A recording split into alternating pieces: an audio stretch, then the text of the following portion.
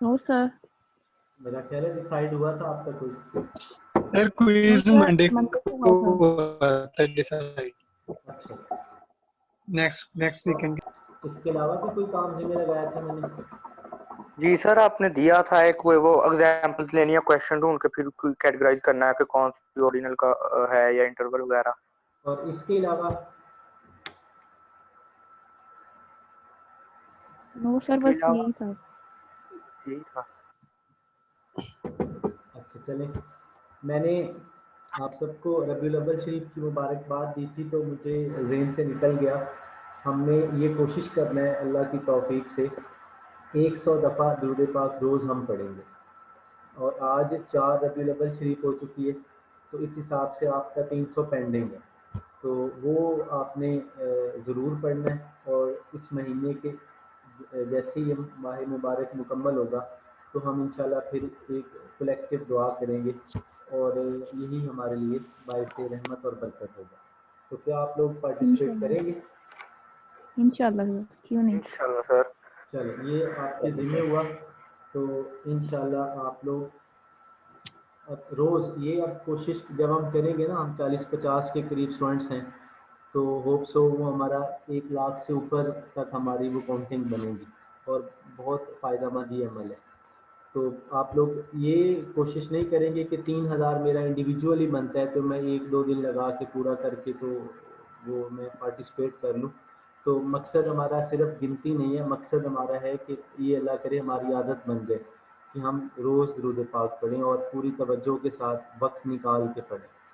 जैसे कोई बहुत ज़रूरी काम रह जाए ना तो हमें फ़ील होता है कि आज हमारा ये काम नहीं हुआ, तो बिल्कुल ऐसे हमारी ये हैबिट बन जाए कि अगर हम खुदा न खास्ता किसी वजह से दुरूद पाक ना पढ़ सके तो हमें फ़ील हो कि हमारा कोई अहम काम जो है वो आज रह गया।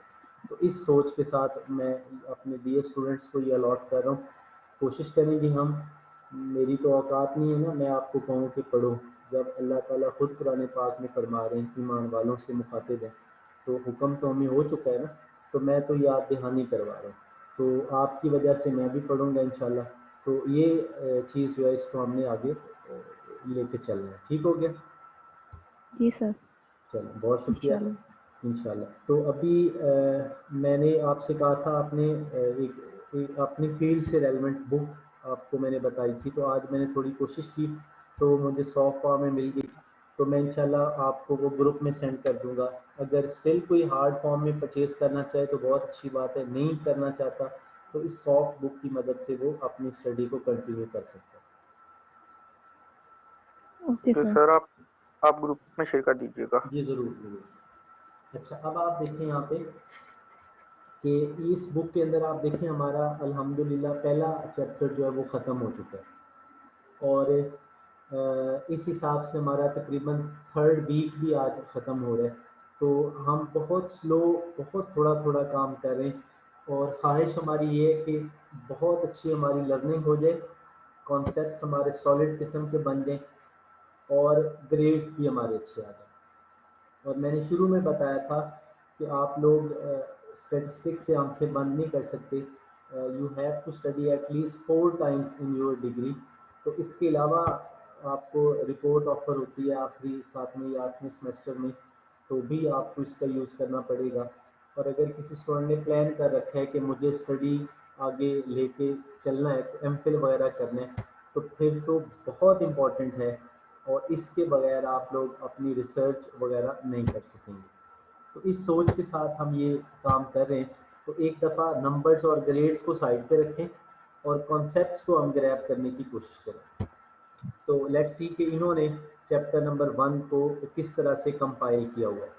तो basic statistics for business and economics, ये 5th एडिशन है।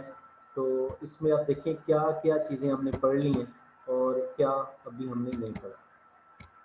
सर कल वाला जो था ना लेक्चर वो नहीं शो हो रहा दूसरे यूट्यूब चैनल पे। चेक करें, आपने फ़ौरन चेक किया था जब मैंने लिंक शेयर किया? जी मैंने ये सुबह भी सर चेक किया, वो प्राइवेट वीडियो लिखता है अपलोड, प्राइवेट वीडियो। अच्छा चलिए मैं चेक करता हूँ, आप ना क्लास के एंड पे काइंडली मैसेज शेयर करना तो मैं वो चेक कर लेता हूँ। Okay sir, thanks. अच्छा, ये बहुत बहुत अच्छी बुक है और इसमें इनका जो राइटिंग स्टाइल है ना वो बड़ा अट्रैक्टेबल है। तो जिस तरह भी आप देखेंगे, और डियर स्टूडेंट्स, किताबों को पढ़ने की आदत हमें रखनी चाहिए। नोट्स हो गए, शॉर्ट एलिमेंट्स वगैरह जो हम कोशिश करते हैं कि हम शॉर्ट वे से सक्सेस तक पहुँचे, तो वो ज़रा थोड़ा अवॉइड करें। बुक्स के साथ रब्ता हमारा बहुत ज़रूरी है। तो अभी आप देखिएगा इन्होंने किस तरह से ये चीज़ें कवर की हैं, और एक दफ़ा अगर आप वीकेंड पे ये चैप्टर को थोड़ा सा पढ़ लें तो आपकी बहुत अच्छी लर्निंग हो जाएगी।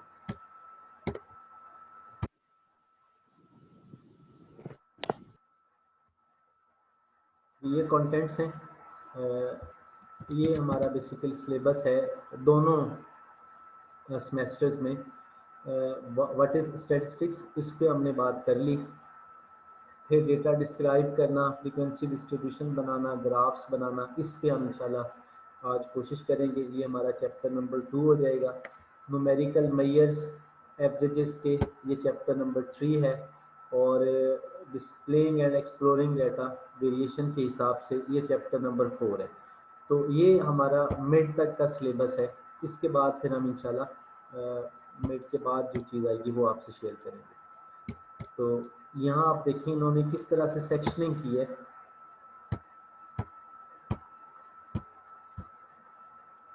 व्हाट इज स्टैटिस्टिक्स, तो ये गोल्स हमें बता रहे इस चैप्टर के। When you have completed this chapter,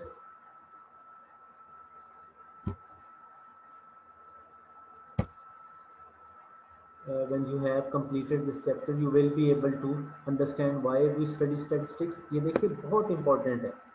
हम स्टूडेंट्स जो हैं वो कैजुअल लेते हैं, हम कहते हैं कि बस शुरू करें, लेकिन ये सबसे इम्पॉर्टेंट है। ये शुरू में भी इम्पॉर्टेंट है, ये कोर्स ख़त्म होने के बाद भी इम्पॉर्टेंट है।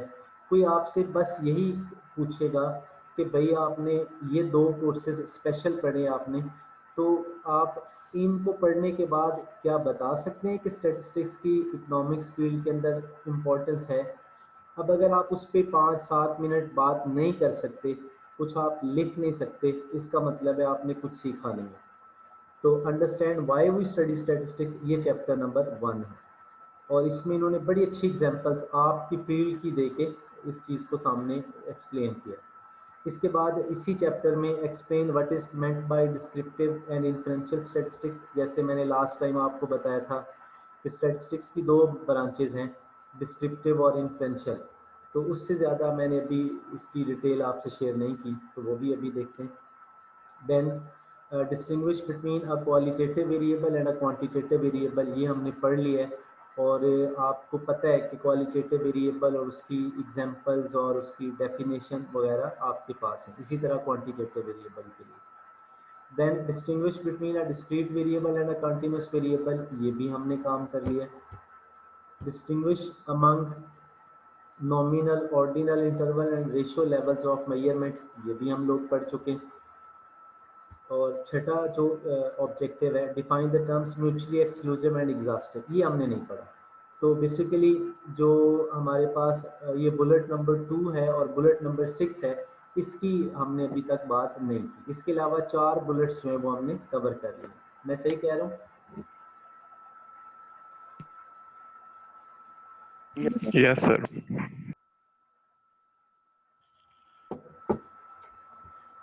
अब जो कमिंग क्लास है ना, उसमें मैंने इंशाल्लाह हर स्टूडेंट को इन्वॉल्व करना है। हम आगे पढ़ सकें या ना पढ़ सकें वो हमें उससे फिक्र गरज नहीं है, लेकिन जो पढ़ा होगा वो मैं मैक्सिमम इंशाल्लाह आप लोगों से अगली क्लास में क्विज की फॉर्म में पूछूंगा। तो अब इसमें देखते हैं कि इन्होंने किस तरतीब से मटेरियल यहाँ पे शो किया।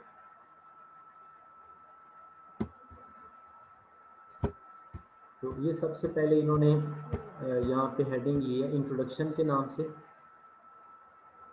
तो इसमें सारा जब आप पढ़ोगे, अगर आप पढ़ लेंगे तो अच्छी बात है, नहीं भी आप पढ़ते तो कोई ज़रूरी नहीं है। यहाँ से बेसिकली हमारा कॉन्सेप्ट शुरू हो रहा है।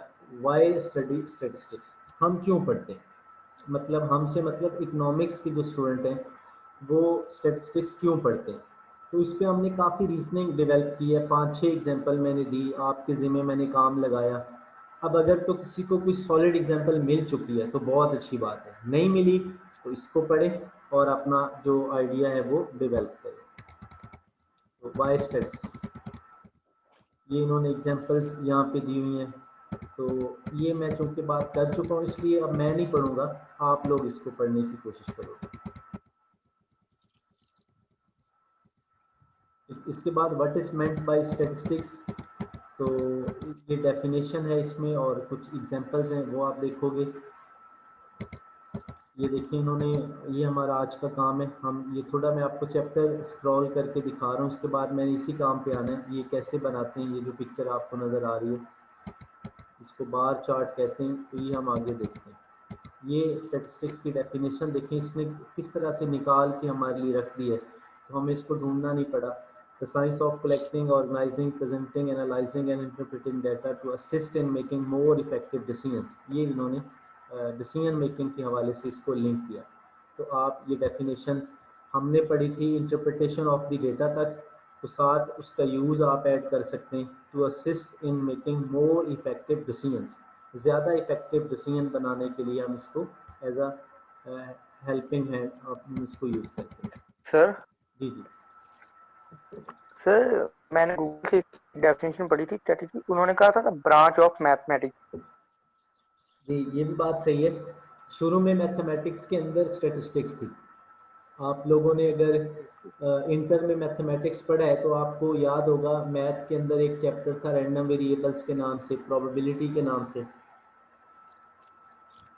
जिन्होंने मैथ पढ़ी हुई है इंटर में, किसी ने पढ़ी है तो भी नहीं सर, बताएं। हमने तो नहीं पढ़ी। जी यस इसमें सर था। ये रैंडम वेरिएबल और प्रोबेबिलिटी वाला चैप्टर था, geometric series, harmonic series, yes sir. Binomial series. तो जी सर। जी ठीक हो गया। इसी तरह मैट्रिक पे, हम मैट्रिक लेवल पे जब हमने मैथ पढ़ा था, तो अगर आप उर्दू मीडियम से हैं तो वहाँ पे था, उर्दू मीडियम से हैं आप लोग मैट्रिक में?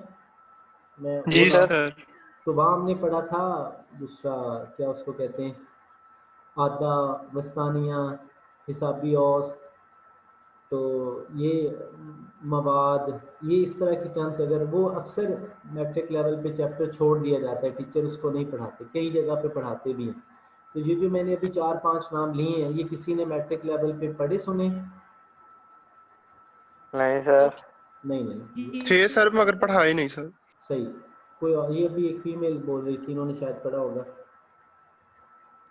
यस सर, पढ़े हैं हमने मैट्रिक में। जी, इसी तरह हिसाबी Yes, औसत, मैट्रिक आटा, में पढ़ा था। वस्तानिया, मेयारी इन्हिराफ। जी सर। चल, तो जिन्होंने इंग्लिश मीडियम से पढ़ा है तो उन्होंने वहाँ चैप्टर देखा होगा इंफॉर्मेशन हैंडलिंग के नाम से, उसमें arithmetic mean, median, mod, standard deviation, data, ये चीज़ें वहाँ पे मैट्रिक लेवल पे हैं। और ऑनेस्टली स्पीकिंग हमारा जो मिड का सिलेबस है ना, वो मैट्रिक का वही चैप्टर है विद सम डिटेल्स। तो अगर आपका कोई छोटा बड़ा वहाँ पे आपके घर में अगर है मैट्रिक लेवल तक, तो आप उसकी बुक पकड़ें तो आप देखें ये जनरली चीज़ें मैं आपसे वही इलाबोरेट कर रहा हूँ। तो ये स्टैटिस्टिक्स की डेफिनेशन है। और आप जो कह रहे थे कि ये मैथमेटिक्स की ब्रांच है, तो ये शुरू में रहा है, लेकिन फिर इसकी वैलिडिटी और इसकी एप्लीकेशन बहुत बढ़ गई, फिर आप इसको एज अ सेपरेट सब्जेक्ट जो है वो एक्सेप्ट किया जा रहा है। Okay sir. इसके बाद टाइप्स ऑफ स्टैटिस्टिक्स है, तो डिस्क्रिप्टिव स्टैटिस्टिक्स है और फिर इन्फ्रेंशियल स्टैटिस्टिक्स है। तो ये मैंने पहले नहीं शेयर किया, अब थोड़ा आपसे डिटेल से मैं यहाँ से शेयर कर देता हूँ। तो कहते हैं कि स्टैटिस्टिक्स को हम डिवाइड करते हैं दो बड़ी ब्रांचेस में, डिस्क्रिप्टिव और इन्फ्रेंशियल। तो डिस्क्रिप्टिव स्टैटिस्टिक्स की डेफिनेशन देख लें, methods of organising, summarising and presenting data in an informative way. तो ये डिस्क्रिप्टिव स्टैटिस्टिक्स है। बुक आपके पास आ जाएगी इंशाल्लाह। अब इसमें देखें इसने क्या खूबसूरत जुमले इस्तेमाल किए हैं, अल्फाज इस्तेमाल किए हैं। मेथड्स ऑफ ऑर्गेनाइजिंग, समराइजिंग, यानी डेटा को ऑर्गेनाइज करना, डेटा की समरी बनाना, एंड प्रेजेंटिंग, और फिर उसको प्रेजेंट करना इन एन इंफॉर्मेटिव वे, इस तरह से प्रेजेंट करना कि उसकी कोई सेंस समझ आए, कोई उसका कंसेप्ट क्लियर हो। तो वो मेथड्स जो डेटा को ऑर्गेनाइज करने के लिए, उसकी कोई तरतीब लगाने के लिए, उसकी कोई समरी बनाने के लिए, उसकी किसी मीनिंगफुल फॉर्म में प्रेजेंटेशन के लिए यूज हो, तो वो डिस्क्रिप्टिव स्टैटिस्टिक्स कहलाता है। ठीक है, डेफिनेशन क्लियर? Yes sir. अच्छा, नीचे पैराग्राफ में इन्होंने यूनाइटेड स्टेट्स में जो पॉपुलेशन है वो बताई है। 1960 में ये पॉपुलेशन थी, 1970 में ये पॉपुलेशन, 1980 में ये पॉपुलेशन, 90 में ये, 2000 में ये। तो ये जो पॉपुलेशन की फिगर दी जा रही है, तो बेसिकली ये डिस्क्रिप्शन हो रही है यूनाइटेड स्टेट्स की कि वहाँ पे आबादी हर 10 साल के बाद किस तरह ग्रो कर रही है। तो जो यूनाइटेड स्टेट्स की आबादी है, पॉपुलेशन है, उसको मीनिंगफुल फॉर्म में प्रेजेंट किया जा रहा है। सो ये डिस्क्रिप्टिव स्टैटिस्टिक्स है। तो निचली लाइनें भी आप लोग पढ़िएगा तो उसमें भी आपको इंफॉर्मेशन मिलेगी। इसी तरह दूसरी एग्जांपल दे रहा है कि जो यूनाइटेड स्टेट्स में इंटर स्टेट हाईवेज हैं, कितने माइल्स तक वो कवर एरिया है, तो वो इंफॉर्मेशन दी जा रही है। तो this is again descriptive statistics. ये लास्ट पे मैं पढ़ना चाहूँगा। According to the Bureau of Labor Statistics, bureau का मतलब ऑफिस होता है, तो लेबर स्टैटिस्टिक्स यानी जो लोग मतलब जो मजदूर हैं उनकी जो स्टैटिस्टिक्स है। स्टैटिस्टिक्स का उर्दू मतलब शुमारियात है, ये आप याद रखोगे। शुमारियात या स्टैटिस्टिक्स एक ही मतलब है। तो कहते हैं ब्यूरो ऑफ लेबर स्टैटिस्टिक्स, यानी जो लेबर स्टैटिस्टिक्स का ऑफिस है वो ये कहता है the seasonally adjusted average hourly earnings of production workers are $15.55 for March 2004। यानी वो ये क्लेम कर रहे हैं ऑफिस कि जो प्रोडक्शन वर्कर हैं उनकी जो एवरेज एक घंटे में अर्निंग है एवरेज, वो $15.55 है और टाइम है 2004 मार्च। तो ये इंफॉर्मेशन आप देखें वो डिस्क्राइब कर रहे हैं। अब वहाँ हज़ारों लाखों की तादाद में प्रोडक्शन वर्कर होंगे, तो एक फिगर उसने ली, कैसे ली वो हम आगे पढ़ेंगे। वो एक फिगर बता रही है, डिस्क्राइब कर रही है कि यूनाइटेड स्टेट्स में जो प्रोडक्शन वर्कर्स हैं वो मार्च 2004 में उनकी जो हर एक घंटे में एवरेज अर्निंग है वो $15.55 है। You can review the latest information on wages and productivity of American workers by going to the Bureau of Labor Statistics website. तो कहते हैं इसके अलावा ये वेबसाइट फॉलो करके आप फर्दर वेजेस अर्निंग जो है वो आप मुख्तलिफ लोगों की देख सकते हैं। तो ये डिस्क्रिप्टिव स्टैटिस्टिक्स है। अब देखें यूनाइटेड स्टेट्स में जो उनकी पॉपुलेशन है उसको डिस्क्राइब किया गया, जो प्रोडक्शन वर्कर है उनके आर्ली वेजेस को डिस्क्राइब किया गया। तो ये सारा डिस्क्रिप्टिव स्टैटिस्टिक्स है, मतलब डिस्क्राइब किया जा रहा है, वजाहत दी जा रही है आबादी के लिहाज से और फिर अर्निंग के लिहाज से। कोई क्वेश्चन यहाँ तक? हाँ सर।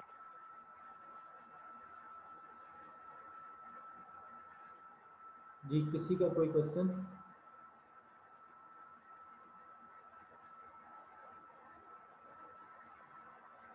अच्छा, अब वो डिस्क्रिप्टिव स्टैटिस्टिक्स की इंपॉर्टेंस इस पैराग्राफ में हमें यहाँ शेयर कर रहे हैं। बहुत इंपॉर्टेंट पैराग्राफ है। अब देखें, दो क्वेश्चन हमारे यहाँ बनते हैं। अगर आपसे कहा जाए व्हाट इज डिस्क्रिप्टिव स्टैटिस्टिक्स, तो आप डेफिनेशन बताएंगे और एग्जांपल दे देंगे, जिस तरह ये बात हो चुकी है। और फिर अगर आपसे पूछा जाए what is the importance of descriptive statistics, तो वो हमें इस पैराग्राफ से पता चलेगा।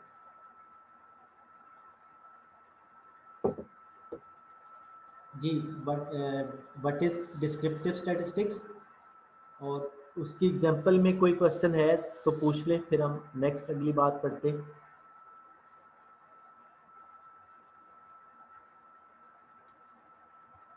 हाँ जी, नहीं है? No sir. ठीक है। अच्छा, आप कहते हैं masses of unorganized data such as the census of population, the weekly earnings of thousands of computer programmers and the individual responses of 2000 registered voters regarding their choice for president of the United States are of little value as is। अब वो कहता है कि बहुत बड़ी तादाद में, masses या मैसेस का मतलब है कि बहुत बड़ी तादाद ऑफ अनऑर्गेनाइज्ड डेटा, ऐसा डेटा जिसकी कोई ऑर्गेनाइजेशन नहीं है, कोई तरतीब नहीं है, ऑर्गेनाइज्ड नहीं है, मतलब लाखों हजारों की तादाद में डेटा है। और एग्जाम्पल के तौर पे वो कह रहे हैं सेंसस ऑफ पॉपुलेशन यानी मरदमशुमारी हुई, या वीकली अर्निंग जो कंप्यूटर प्रोग्रामर्स हैं हज़ारों की तादाद में, उनकी वीकली अर्निंग की अगर हम बात करें तो वो हमारे लिए लिटिल वैल्यू है उसकी। अगर मैं कहूँ कि पाकिस्तान में जो कंप्यूटर प्रोग्रामर्स हैं 50,000 कंप्यूटर प्रोग्रामर्स हैं, उनकी इनकम इस तरह से, यानी 50,000 वैल्यूज़ मैं आपके सामने रखूँ तो आपको उससे क्या लेना देना, कोई समझ ही नहीं आ रही होगी, किसी की बहुत ज़्यादा किसी की कम, तो हम एक एक वैल्यू को देखते हैं। और इससे भी बड़ी बात, पाकिस्तान की आबादी 22-23 करोड़ से ऊपर है, तो अगर मैं सेंसस की डिटेल पढ़ूं देखूं तो मैंने उसको क्या करना, मैंने उस वक्त तक उसे कुछ नहीं करना जब तक वो अनऑर्गेनाइज्ड है, जब तक उस पर किसी किस्म का कोई टेक्निकल किस्म का कोई रेलेवेंट किस्म का वर्क नहीं हुआ, अनऑर्गेनाइज्ड है, तो मैं तो उसका कुछ नहीं करूँगा। ये उसने बेस बनाई कि क्यों हम डिस्क्रिप्टिव स्टैटिस्टिक्स की तरफ जा रहे हैं। भाई सादा सी मिसाल है, आप लोग शुरू से पढ़ते आ रहे हैं, अब आपका 4th ईयर शुरू हो गया है, तो अगर आपकी सारी किताबें घर में पढ़ी हैं प्राइमरी लेवल से लेकर, और वो सैकड़ों की तादाद में होंगी, तो वो अगर स्कैटर्ड फॉर्म में पढ़ी हैं तो आप तो पागल हो जाएंगे जब आप अपनी रेलेवेंट बुक को ढूंढेंगे, जब तक कि आप उसकी ऑर्गेनाइजेशन नहीं कर देंगे। आप कहेंगे कि ये जो कैबन है ये मेरी प्राइमरी मिडल और मैट्रिक तक की बुक्स हैं, ये दूसरी कैबन जो है ये मेरी इंटर की बुक्स हैं, और अब मेरी यूनिवर्सिटी की बुक्स के लिए अलग से कैबन। हम ऑर्गेनाइज कर लेते हैं ना चीज़ों को। बिल्कुल सर। तो फिर हमारे लिए आसानी होती है। अच्छा, आप कहते हैं however statistical techniques are available to organize this type of data into a meaningful form। आप कहते हैं कि statistics में ऐसी टेक्निक्स अवेलेबल हैं जो बहुत बड़े डाटा सेट को मीनिंगफुल फॉर्म में प्रेजेंट करते हैं। Some data can be organise into a frequency distribution, तो ये एक वर्ड है जो हम इंशाल्लाह सीखेंगे आगे, यानी डेटा को ऑर्गेनाइज करने के लिए फ्रीक्वेंसी डिस्ट्रीब्यूशन हम यूज़ करते हैं। तो ये एक वर्ग, एक लाइन आपने याद रखनी है कि डेटा को ऑर्गेनाइज करने के लिए हम फ्रीक्वेंसी डिस्ट्रीब्यूशन यूज़ करते हैं। फिर वेरियस चार्ट्स में be use to describe data.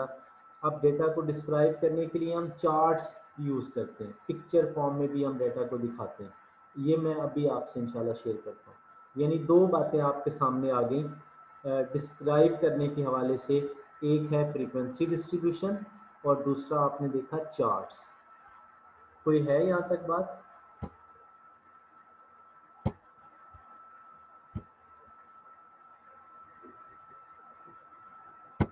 जी, अब ये लिखेंगे आप, बहुत इम्पोर्टेंट।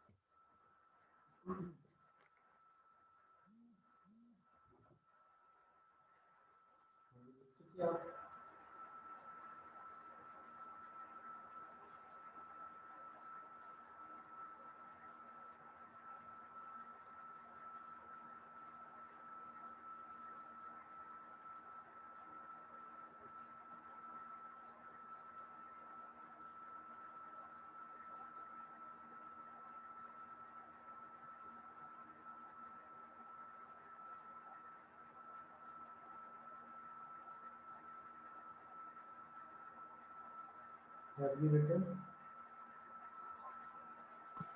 Yes, sir. मैंने वो जो उधर एक बड़ा सा पैराग्राफ था, तो मैंने वहाँ से जो चीज़ें निकाली हैं वो ये कि अगर आपके पास एक बहुत बड़ा डाटा सेट हो, अब डाटा सेट से मतलब आपकी फील्ड में लोगों की इनकम्स हो सकती है, बिजनेसमैन की अर्निंग हो सकती है, आपकी फील्ड में जीडीपी हो सकती है, आपकी फील्ड में जीएनपी हो सकती है, आपकी फील्ड में लोगों के जो पॉलिसी मेकिंग है वो हो सकती है। ये सारे डाटा सेट्स हैं। तो अगर इसको मीनिंगफुल फॉर्म में लाना है तो कम से कम ये 4 ऐसी चीज़ें हैं जिससे डाटा को अच्छी तरह से प्रेजेंट किया जा सकता है ताकि लोगों को समझ आए। उसमें फ्रीक्वेंसी डिस्ट्रीब्यूशन है, पिक्टोरियल फॉर्म है, मतलब पिक्चर फॉर्म है, और पिक्चर में 2 चीज़ें आएंगी, चार्ट्स और ग्राफ्स। ये मैं डिफरेंस अभी आपको बताता हूँ। देन हम एवरेजेस कैलकुलेट करते हैं, देन हम डिस्पर्शंस यानी वेरिएशंस जो हैं वो कंप्यूट करते हैं। तो ये आपने एक शॉर्ट क्वेश्चन प्रिपेयर कर लेना है कि अगर एक डाटा सेट को डिस्क्राइब करना है तो डिस्क्रिप्शन में ये 4 तरीके हम यूज़ करते हैं। Now let's continue the difference between charts and graphs. तो ये ज़रूर आप लोग अपने नोट्स बनाएं ताकि आपको कल आसानी रहे। Charts and graphs.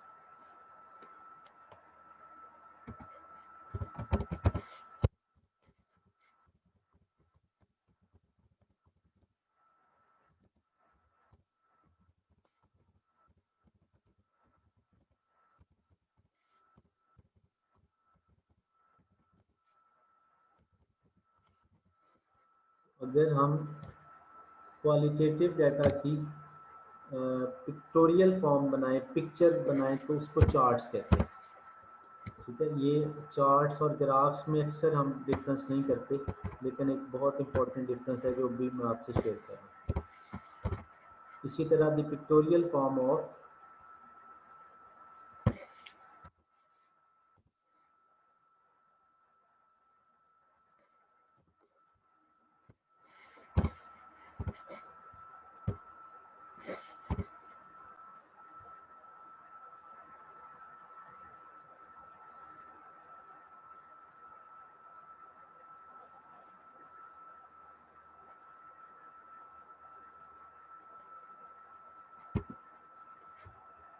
the pictorial form of a quantitative data is known as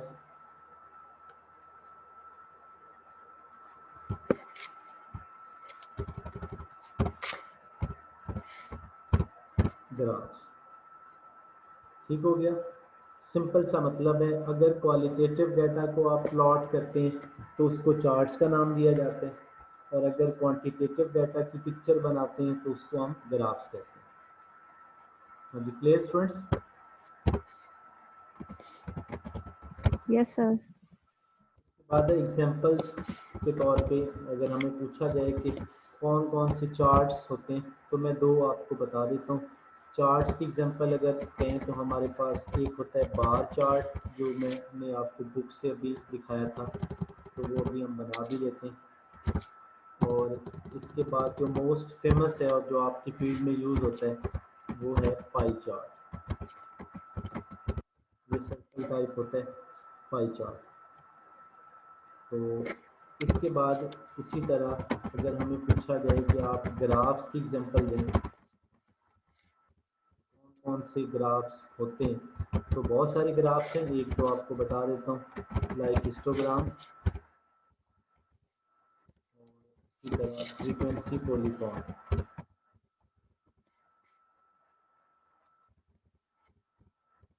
इसी तरह बहुत फेमस है प्लॉट।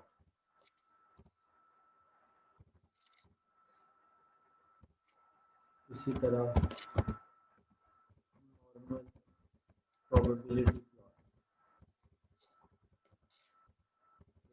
ये हमारे पास ग्राफ्स की वेरियस टाइप्स हैं।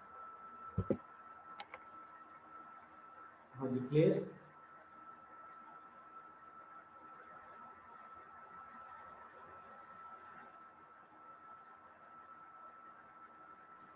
Yes, sir. तो यहाँ हमने देखा कि डिस्क्रिप्टिव स्टैटिस्टिक्स क्या होती है और डेटा डिस्क्राइब करने के मेथड्स आपके सामने रखे और उसमें से मैंने मेथड नंबर 2 उसकी बात की चार्ट्स और ग्राफ्स। अब मैं बार चार्ट जो है वो आपको इधर दिखा देता हूँ कि किस तरह से बनाते हैं, और पाई चार्ट वगैरह जो वहाँ से हम इंशाल्लाह नेक्स्ट क्लास में शुरू करेंगे। तो बार चार्ट के लिए मैं आपको कुछ मटेरियल शेयर करता हूँ। ये उसी बुक से ये जो हम पिक्चर देख रहे थे, ये पिक्चर आपके सामने है, तो इसे हम कहते हैं बार चार्ट। पिक्चर नजर आ रही?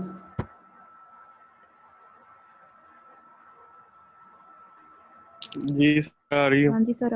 अच्छा, अब इसमें मैं ना सारी एग्जांपल मैंने नहीं पढ़ी, ऊपर सारी डिटेल लिखी हुई है, तो इसमें जो हमारे रेलेवेंट है ज़रा ज़्यादा इम्पोर्टेंट वो मैं आपसे शेयर करता हूँ। यहाँ पे ये फूड आइटम्स हैं, पोटैटो चिप्स हैं, टोर्टिला चिप्स हैं, पिटल है, पता नहीं कैसे कैसे औखे औखे नाम है, कॉर्न चिप्स है। तो ये इसकी इन्होंने यूँ कह लें, सपोज कर लें कि जो चिप्स जो लाइक की जाती हैं सोसाइटी में, उस पे डेटा कलेक्ट किया गया। सपोज करें पोटैटो चिप्स जो है वो सोसाइटी के अंदर 64% लोग जो है वो लाइक करते हैं, और ये जो टोर्टिला चिप्स हैं ये 75% लाइक करते हैं, सो ऑन। ये डिटेल हमारे पास कुछ इस तरह से, तो बल्कि नहीं, इसको मैं पढ़ के बेहतर है। आप सिंपली ये देखें, यहाँ बार्स आपको नज़र आ रही हैं, बार्स हैं एक बात, और दूसरा ये जो एरिया है जिसको हम एक्स एक्सिस कहते हैं, एक्स एक्सिस, यहाँ पे कैटेगरीज हैं चिप्स की, मतलब एक तरफ कैटेगरीज हैं, दूसरी तरफ उनके नंबर्स हैं, तो इसको हमने शो किया in the form of bars, तो इसे हम बार चार्ट कह रहे हैं। ठीक है, अभी मैं थोड़ा आपको मज़ीद यहाँ दिखाता हूँ, एक कंस्ट्रक्शन करके दिखाता हूँ बार चार्ट के लिए।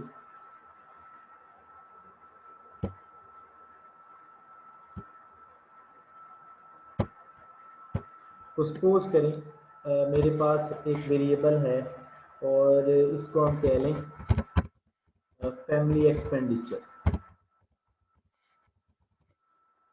तो एक घर में जो खर्च होता है वो किन आइटम्स पे होता है, लाइक फूड आइटम्स पे खर्च होता है, एजुकेशन पे खर्च आता है,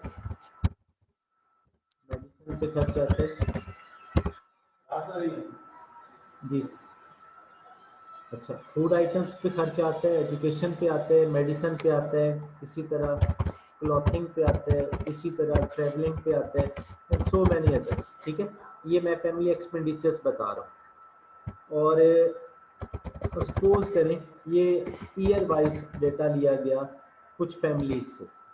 ठीक है, तो फॉर एग्जांपल फूड आइटम्स पे जो सालाना खर्च आया, फॉर एग्जांपल आप कह लेंगे 50,000 आया। एजुकेशन पे जो एक साल में खर्च आया वो फॉर एग्जांपल हम कहते हैं 2 लाख रुपए खर्च आया। मेडिसिन पे फॉर एग्जांपल हम कहते हैं जी कि 40,000 खर्च आया। क्लॉथिंग पे सपोज आप कह दें कि 1.5 लाख रुपए खर्च आया, सपोज, ये सारा सपोज है। ट्रैवलिंग पे सपोज आप करें कि 1 लाख रुपए खर्च आ रहे हैं। तो ये डेटा सेट हमारे पास मौजूद है।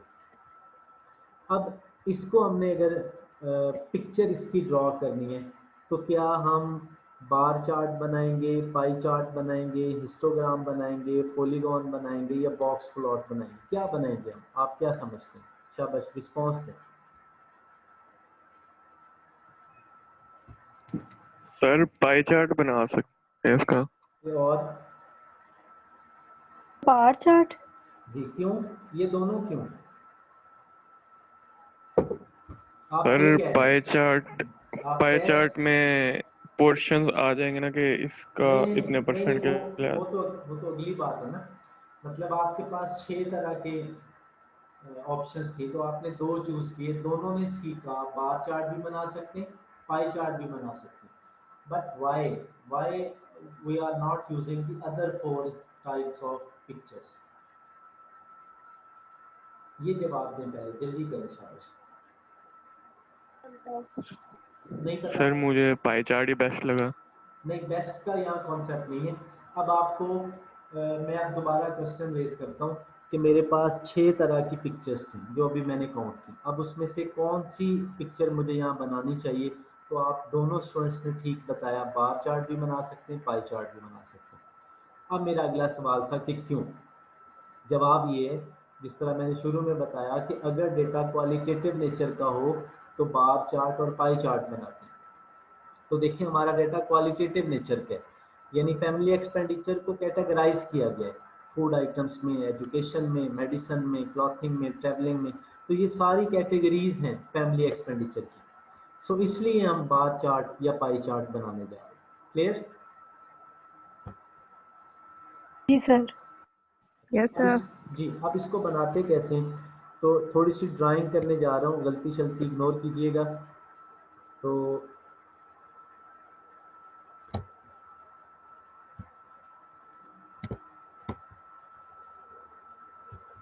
बार चार्ट के लिए हम वाई एक्सिस पे, ये वाई एक्सिस है और ये जो है हमारे पास ये एक्स एक्सिस है। तो इधर हम कैटेगरीज लिख देते हैं, जैसे फूड है सपोज, तो फूड का मैंने एफ ले लिया। और दूसरी हमारे पास कैटेगरी है एजुकेशन, एजुकेशन का मैंने ई ले लिया। थर्ड पे है मेरे पास मेडिसिन, तो मेडिसिन का मैंने एम ले लिया। और देन हमारे पास है क्लॉथिंग, तो इसका मैंने सी ले लिया। और लास्ट पे है मेरे पास ट्रैवलिंग, तो इसका मैंने टी ले लिया। अच्छा, अब देखें जो एक्सपेंडिचर है, लास्ट मिनट है, मे बी क्लास कहीं ब्रेक हो जाए, जो टोटल हमारे पास है वो एक्सपेंडिचर मैक्सिमम जो है वो 2 लाख तक जा रहा है। तो हम यहाँ कट्स लगा देंगे, सपोज 50 हज़ार के हमने कट्स लगा दिए 4 एक जैसे फासले पे। तो अब पहला एक्सपेंडिचर आप देखें फूड आइटम्स का, वो है 50,000, तो इसमें जो बार बनेगी वो इतनी हाइट की बन जाएगी। अगला जो है एक्सपेंडिचर वो 2 लाख का है, तो उसकी ये बात बन जाएगी। इसके बाद 40,000 का है, तो उसकी थोड़ी यहाँ तक बात बन जाएगी। फिर 1.5 लाख का है, तो उसकी ये वाली बात बन जाएगी।